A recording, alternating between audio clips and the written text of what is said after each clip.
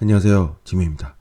오늘은 은평구에 있는 아파트입니다. 59.97이므로 우리가 흔히 말하는 25평형 아파트 정도로 생각하시면 되고요. 감정평가 금액은 4억 800만원입니다. 이 물건은 12층 중에 5층이므로 굉장히 좋은 층수에 속합니다. 자, 이 물건의 먼저 시세부터 먼저 보도록 하겠습니다. 실거래 시세를 보시면 거래가 거의 없습니다. 이 물건 같은 경우는 지금 보다시피 세대수가 189세대로 굉장히 좀 세대수가 적은 아파트입니다. 자, 실거래 시세를 보시면 83제곱미터거든요. 그럼 실거래 시세가 지금 거의 거래는 없지만 5억 300만원이 마지막에 찍혀 있습니다. 3층입니다. 3층이 5억 300만원이므로 이 물건과 비교를 한다면 5층이므로 5억 이상은 된다고 생각해 볼 수 있겠죠. 그래서 감정평가 금액은 4억 800만원인데 이 물건의 시세는 5억이 넘어가고 있는 상황입니다. 자, 189세대의 세대수가 있기 때문에 입찰자 수가 적을 수밖에 없습니다. 아무래도 비선호 아파트이다 보니, 사용승인은 2006년도이므로, 수리는 당연히 해야 되는 그런 상황이고요. 만약에 내가 이 물건을 입찰을 했는데, 4.1억에 입찰을 했는데, 혹시나 정말 단독으로 낙찰을 받게 된다면, 거의 뭐 9천만원이 되는 어마어마한 수익을 낼 수 있는 그런 물건이 되겠죠. 자, 그런데 이 물건 같은 경우는 관리비가 25개월 600만원이 밀려있는 상황입니다. 자, 관리비가 이렇게 밀려있는 경우에는 어떻게 접근을 해야 될까요? 이거에 대해서 좀 생각해 봐야 되는데요. 당연히 여기저기 찾아보면 공용 부분이 있고 전용 부분이 있습니다. 그래서 공용 부분에 대해서는 인수라고 생각을 해야 되는데요. 자, 원래는 당연히 관리비는 사용자가 내야 됩니다. 어떤 아파트에 있는 경우 만약에 집주인이 살고 있다가 이사를 나갔습니다. 그래서 공실을 해서 아무도 사용하고 있지 않다면 당연히 공용 부분만 계속 밀리고 있겠죠. 그러면 낙찰자는 이 공용 부분을 전부 인수를 해야 됩니다. 그런데 600만 원에 대해서는 당연히 채무자가 지금 살고 있는 걸로 나오거든요. 채무자 살고 있는 거 나오기 때문에 이런 경우에도 당연히 채무자가 살고 있기 때문에 누가 내야 되거든. 채무자가 내야 되는 돈입니다. 당연합니다. 그런데 잘 생각해 보면 경매로 나왔다는 거는 돈이 없기 때문에 경매로 나온 거잖아요. 지금 경매로 나온 것도만 그래요. 지금 보면 신탁으로 넘겨서 신탁에 의해서 임의경매 넘어갔거든요. 굉장히 돈이 없는 상황으로 보입니다. 어쨌든 이렇게 공용 부분만 원래는 채무자가 당연히 다 내야 되는데 낙찰자 입장에서는 이렇게 관리비 500만 밀려 있다면 이 중에서 공용 부분이 한 200 정도 되지 않을까 그렇게 생각을 해보는데 25개월이니까요. 200 정도 된다면 200에 대해서 인수만 된다라고 접근을 하시면 이게 좀 많은 문제들이 생길 수 있습니다. 왜냐하면 내가 만약에 200원 인수이고 400만원 인수가 아닌 상황에 접근을 했습니다. 그래서 관리사무소에 얘기를 했더니 관리사무소는 몰라 나는 600만원 다 내주지 않으면 관리사무소에 이거를 풀어주지 않을 거야. 뭐 이사를 못하게 할 거야. 방해할 거야. 라고 한다면 어떻게 하실 건가요? 그래요?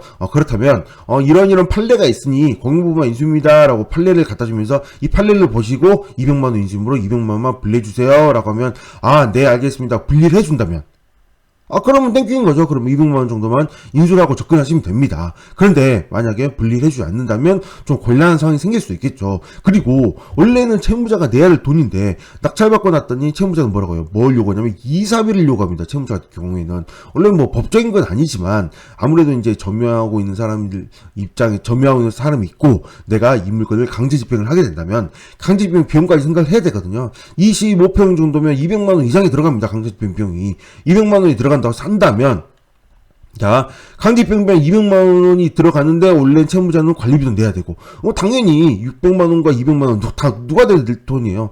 당연히 채무자가 내야 될 돈인데 낙찰자 입장에서는 어떻게 생각하나요?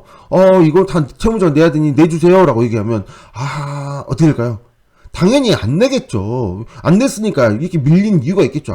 안 내기 위해서 이렇게 밀렸을 테니까. 그러므로 최악의 상황은 당연히 관리비에서 공용 부분 200만원, 그 다음에, 이사비 200만원 정도는 생각을 해야 된다라는 거죠. 입찰자 입장에서는. 이거까지 생각하지 않고 만약에 강제입행 하게 된다면, 당연히 사실은 관리비 플러스, 강제입행 하면서 들어가는 기간에 의한, 대출 이자라든가, 이것저것 기회비용까지 날라가게 되기 때문에, 이 정도는 고민하셔야 되는데, 여기다가 플러스, 전용 부분 400만원까지도 생각을 하시는 게 좋습니다. 이렇게 해서 안 내면 좋은데, 혹시나 내게 된다는, 입찰했을 때 그렇습니다. 입찰했을 때 당연히 200만 원만 인수이고 300만 원 인수 아니야라고 입찰을 했는데 어떤 상황에 있어서 복잡한 상황이 생겨서 이걸 처리하지 않으면 좀 곤란한 상황이 생기는 그런 상황이 된다고 한다면 어떻게 되나요? 스트레스 받잖아요. 내가 만약에 물건을 4억 800만 원인데 굉장히 4.1억이라는 저렴한 금액에 받았다면 이 정도는 내줄 수 있지 않을까요? 왜냐, 내가 이 금액을, 이 물건을 만약에 낮게 낙찰을 받으면 받을수록, 당연히, 배당받아야 될, 채권자에 배당받아야 될 돈이 줄어들고 되고, 줄어든다는 거는 곧 채무자가 채권을 털기가 부족하게 된다는 얘기네요. 즉 내가 낮게 낙찰을 받으면 받을수록 이 채무자에게 돌아가는 돌아가는 돈은 아니겠지만 채권자가 가져가겠지만 어쨌든 채권자가 돌아가겠지만 이 채무자한테 달린 채권이잖아요. 결국은 그래서 낮게 받으면 받을수록 이 채무자에게 돌아가는 돈이 줄어든다라는 거죠. 그러므로 내가 높게 낙찰을 받았다면 돌아가는 돈이 많았을 거잖아요. 그러므로 이제 그 정도로 낮게 낙찰을 받는다면 이 정도 400만 원 정도 아까 전용을 제외한 공용을 제외한 나머지 전용 400만 원 정도는 내주는 그런 좀 잘 생각을 해보는 게 어떨까 싶은 생각을 해보게 됩니다. 입찰하실 때 이 정도 금액을 처음에 입찰할 때 내가 만약에 얼마 예를 들어 나는 4.3억에 입찰할까요? 라고 생각을 했다면 딱 이 600만 원 정도 여기서 빼고 입찰하시고 4.24억에 입찰하시면 되잖아요. 입찰하시고 관리자분들 갔더니 분리를 해주면 땡큐. 그래 200만원 200만원 정도 공용 부분만 인수하면 된다라고 땡큐로 생각하시면 되고, 분리를 안 해주면 그래 내가 낙찰 낮게 받았으니 이 정도는 가만히 줘야지라고 600만원을 인수를 하는 건 어떤가 싶은 생각을 해보게 되는 거죠. 자, 만약에 600만원 인수하면 무조건 나쁘냐? 물론 생돈이 나가니까 안 좋겠죠. 그렇지만 뭘 할 수 있어요? 우리는 나중에 양도세 피로경비를 넣을 수 있기 때문에, 관리비 인수사항에 대해서는 양도세 피로경비를 넣을 수 있기 때문에 이 600만 원에 대해서 전체 내역, 출력된 내역과 내가 누가 인수를 했다라는 걸 표시를 해서 이런 인수사항에 대한 표시를 하고 납부했던 그 증거를 가지고 있다면 나중에 양도세 피로경비를 넣으면 그나마 좀 낫지 않을까 싶은 생각을 해보게 됩니다. 그렇다면 충분히 어느 정도는 좀 해소를 할 수 있다고 생각할 수 있잖아요.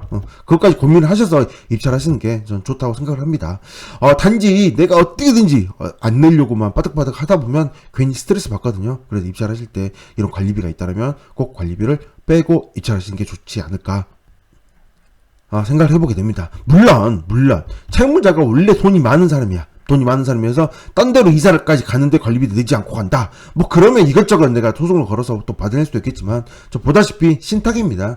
신탁까지 넘길 정도면 정말 돈이 없는 그런 상황이지 않을까 싶은 생각을 해보게 됩니다. 그것까지 좀 여러 가지 고민을 해봐야 되겠지만, 저는 개인적으로 그렇게 생각하니 한번 잘 생각해 보시고 입찰가를 선정하시고요. 선정하시고 나서 너무 관리비에 대한 스트레스를 받지 않으셨으면 하는 게 바람입니다. 자, 정리를 하면 600만 원을 전부 인수로 접근을 한다. 먼저. 그리고 나서 관리사무소에서 전용과 공용 분리해서 공용만 내면 문제없이 넘어간다. 그럼 공용만 내고 땡큐다. 근데 만약에 어떤 여러 가지 트러블이 생긴다.